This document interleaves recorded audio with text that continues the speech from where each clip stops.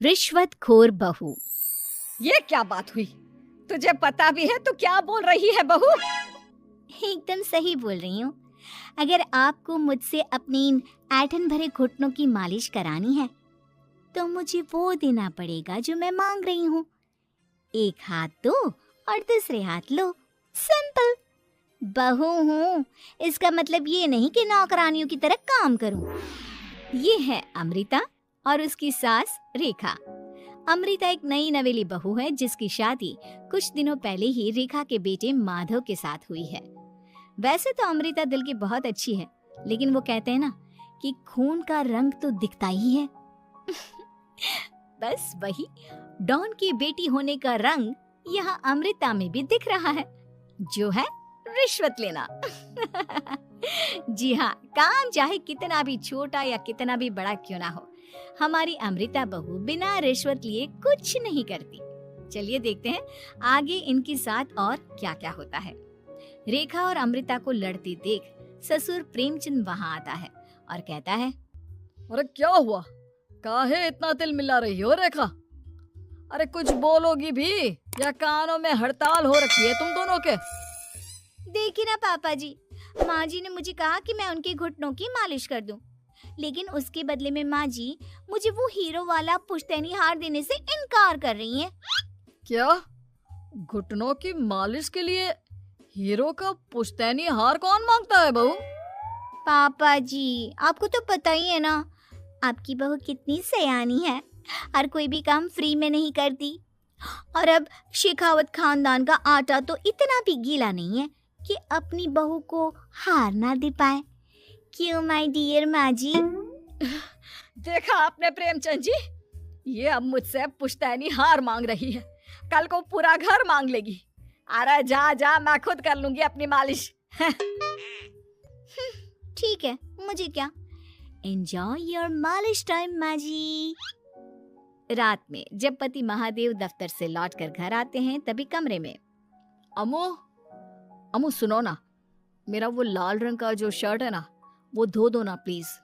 Actually कल मेरी एक इम्पोर्टेंट इंटरनेशनल क्लाइंट के साथ मीटिंग है, बहुत बड़ी डील का ऑफर है, इसलिए मैं अपनी उस लकी शर्ट को पहनकर जाना चाहता हूँ। अभी धो दो, रात भर में तो सूखी जाएगी, फिर कल अच्छे से कड़क वाली इस्त्री कर देना अपने शुभ शुभ हाथों से। जी नहीं, मैं ये सब ऐसे ही नहीं करने वाली। अगर काम करवाना है तो मेरी एक शर्त है। अरे यार, तुम और तुम्हारी शर्तें, बोलो क्या है? आपको मुझे 10 मनीष मल्होत्रा डिजाइनर की साड़ियाँ दिलानी होगी। 2 हफ्तों में मेरी स्वीट हार्ट फ्रेंड बिल्लो रानी की शादी है। मैं वहाँ डिजाइनर साड़ी पहनकर जाऊंगी और सब कुछ जला दूंगी। माधव अपनी बीवी की बात सुनकर हैरान परेशान अपने सर पर हाथ रखकर बैठ जाता है। अरे तुम बीवी हो या आफत? तुम्हारे दिमाग में जंग लग गया है क्या? देखो इतने सारे पैसे नहीं है मेरे पास। तुम्हारी याददाश्त तो जगह पर है ना माधव, भूल गए? मैं एक डॉन की बेटी हूँ। अगर तुमने मेरे कहे मुताबिक काम नहीं किया तो तुम्हारे लाल शर्ट को दूर ही रखो, मेरे पापा तुम्हें ही लाल कर डालेंगे। ठीक है, चलो अब ज्यादा मत डराओ, तुम्हें जो चाहेगा मिल जाएगा। अब ये डर और रिश्वत का सिलसिला यूं ही चलता रहता है और इसी तरह समय बीतता रहता है। एक सुबह सब नाश्ते के टेबल पर बैठे थे, जहां अमृता सबके सामने एक व्हाइट बोर्ड लाती है जिस पर दिन भर के सारे कामों के रेट लिखे हुए थे। अब ये क्या है? टीचर नहीं बनने का इरादा है क्या तेरा?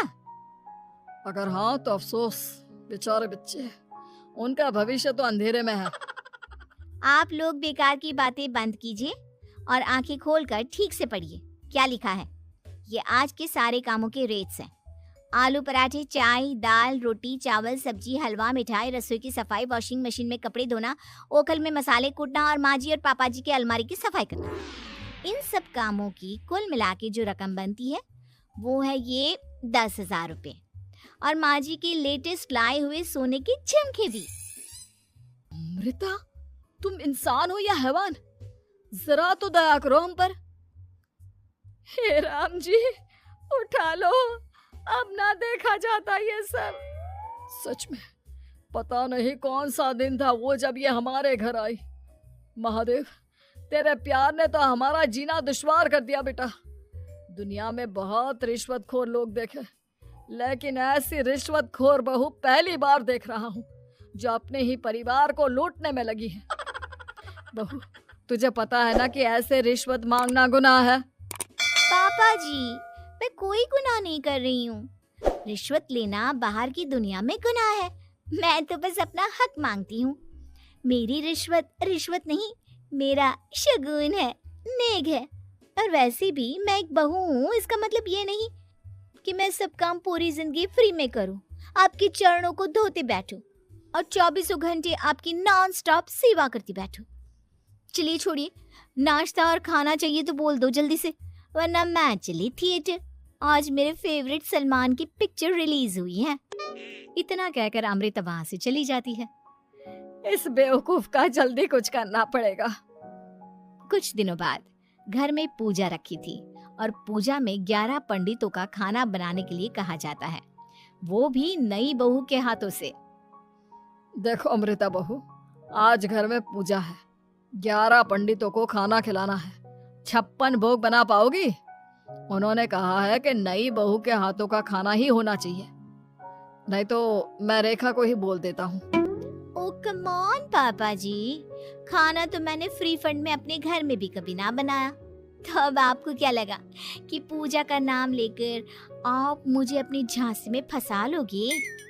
अरे कल मुही, बस अब बस, पहले सुन भी ले क्या कह रहे हैं हम। तुम्हें जितने पैसे चाहिए, जितने तोहफे चाहिए, सब ले लेना, बस पूजा पाठ में कोई बाधा नहीं आनी चाहिए। ओहो, ये हुई ना समझदारी वाली बात। ठीक है, अब आप लोग निश्चिंत रहिए, मैं ऐसा खाना बनाऊंगी कि उन 11 पंडितों की 11 पुश्तें भी मेरे खाने के स्वाद को याद रखेंगी।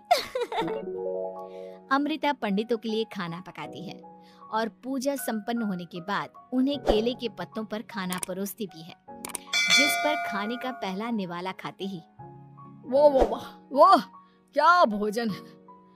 हम इतनी जगहों पर जाते हैं, लेकिन इतना अच्छा स्वाद तो काफी मुश्किल से चखने मिलता है। रेखा जी, प्रेमचंद भाई साहब, आप लोग सच में भाग्यवान हो कि आपको इतनी सर्वगुण संपन्न बहू मिली है, जिसके हाथों में साक्षात माँ अन्नपूर्णा विराजती है। सर्वगुण संपन्न, सबको संपन्न कर देगी यह खूंखार औरत। कुंडली मार कर बैठ गई है मेरे बेचारे बेटे के जीवन में। एक मिनट, अरे ये बात मेरे इस बूढ़े दिमाग में पहले कैसे नहीं आई? इस अमृता की बच्ची को मैं अपने घर से बाहर कैसे निकालूं? इसका उपाय तो पंडित जी के पास जरूर रहेगा। रेखा अगले दिन पंडित जी के पास जाकर उन्हें अमृता के बारे में सब कुछ बता देती है, जिसे सुन पंडित जी भी परेशान हो जाते हैं।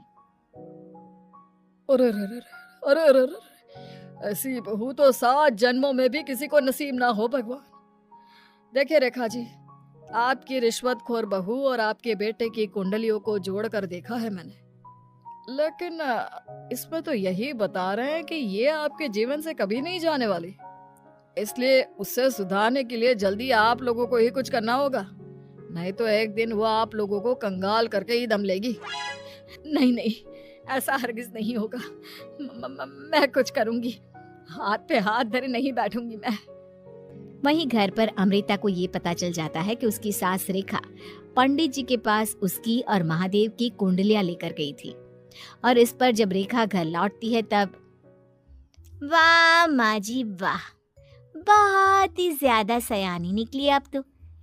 लेकिन मैं आपको एक बात बताना चाहती हूँ कि मेरी और महादेव की कुंडलियां जोड़कर पूजा पाठ और हवन करके भी कुछ नहीं मिलेगा, क्योंकि मैं ऐसी बला हूँ जो आप सबकी जिंदगियों से अब कभी नहीं टलने वाली, फिर चाहे आप कितने भी टोटके हवन या उपाय कर लें।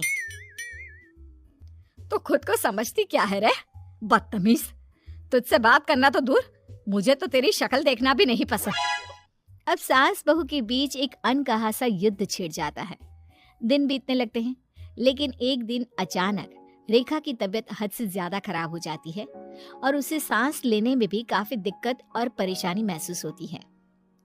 जब उसे डॉक्टर के पास ले जाया जाता है तब डॉक्टर चेकअप करके कहते हैं, देखिए, मैंने सारे टेस्ट करके देख लिए हैं और रिपोर्ट्स को क्रॉस चेक करके ये पता चला है कि रेखा जी को गंभीर दिल की बीमारी है। उनके फेफड़ों में भी काफी सूजन आ गई है। उनका जल्द से जल्द ऑपरेशन करना होगा, वरना आई एम सॉरी टू से उन्हें बचाना मुश्किल हो जाएगा। ये खबर सुनकर प्रेमचंद और माधव दोनों हक्का बक्का रह जाते हैं। लेकिन डॉक्टर साहब, कितने पैसे लगेंगे ऑपरेशन के लिए? और उसके बाद रेखा पूरी तरह ठीक तो हो जाएगी ना? जी हाँ, इस ऑपरेशन के बाद वो बिल्कुल ठीक हो जाएंगी, लेकिन वो तभी हो सकता है जब ऑपरेशन टाइम से हो पाएगा। और रही बात ऑपरेशन के खर्चे की, तो उसमें तकरीबन 6 से 7 लाख रुपए तक लग सकते हैं। जहां एक तरह सब रेखा की तबीयत और ऑपरेशन को लेकर परेशान होते हैं, वहीं घर पर रेखा को बिस्तर पर देखकर भी अमृता के अंदर जरा भी दया नहीं आती। ओ माँ जी, ये अपना फालतू का मेलोड्रामा बंद कीजिए ना आप। मुझे पता है आपको मुझे रिश्वत नहीं देनी है और घर के सारे काम मुझसे मुफ्त में करवाने हैं, इसीलिए आप ये सब कर रही हो ना। सीरियसली अमृता, ऐसे हालात में तुम ऐसी बातें कैसे कर सकती हो? हम यहाँ परेशान हैं कि ऑपरेशन कैसे कराएंगे, बैंक में इतने पैसे भी नहीं है, और तुम माँ को ताने सुना रही हो। अरे अमृता बहू, मैं भला ढोंग क्यों करूंगी? हम 6 से 7 लाख का बंदोबस्त कैसे करेंगे? करेंगे पापा, कैसे भी करेंगे। अमृता, अगर कभी भी जिंदगी में तुमने मुझसे सच्चा प्यार किया है, एक पल के लिए भी सही, तो तुम्हें आज इस परिवार, इस घर की नींव, मेरी माँ को बचाना होगा। हमने अपना सब कुछ तुम्हें दे दिया है, अब तुम्हारी बारी है अपने किए का हिसाब चुकाने की। मुझे पता है तुम्हारे अंदर भी दिल है। अमृता बिना कुछ कहे वहां से चली जाती है और अपने कमरे में जाकर वो अलमारी में से अपनी माँ की तस्वीर को निकालकर अपने सीने से लगाती है और भावुक हो जाती है। माँ, आपके जाने के बाद पापा ने ही मेरा ख्याल रखा, लेकिन उनकी वजह से ही मुझ में काफी बुरी आदतें भी आ गई। शायद मुझे इतना बुरा आपकी गैर मौजूदगी ने ही बनाया। मैंने कभी आपकी लोरी नहीं सुनी, आपकी गोद में नहीं सोई, आपके हाथों से अपने बालों की चंपी नहीं करवाई, क्योंकि वक्त से पहले ही आप मुझे यहाँ छोड़कर चली गई। लेकिन अब मैंने जितना भी इस घर से लिया है, उतना सूद समेत चुकाने की बारी आ गई है। अब मैं अपने रहते अपने प्यार को भी उसी दर्द से नहीं गुजरने दे सकती जो मैंने आपके नहीं होने से सहा है। अमृता तुरंत ही अपने सारे पैसे और गहने माधव को लौटा देती है और रेखा का ऑपरेशन किया जाता है। रेखा ठीक हो जाती है और जब घर आती है तब अमृता दरवाजे पर आरती की थाली लिए खड़ी होती है। वेलकम होम माँ जी, आई मिस्ड यू।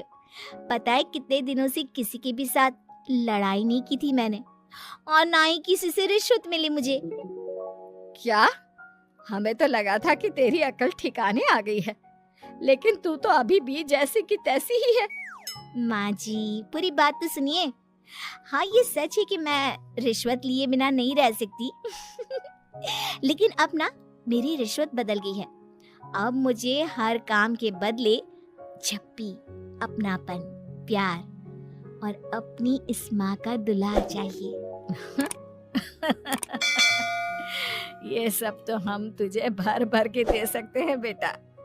पूरा घर एक साथ अमृता को जोर की झप्पी देता है और सब हंसते मुस्कुराते घर के अंदर चले जाते हैं।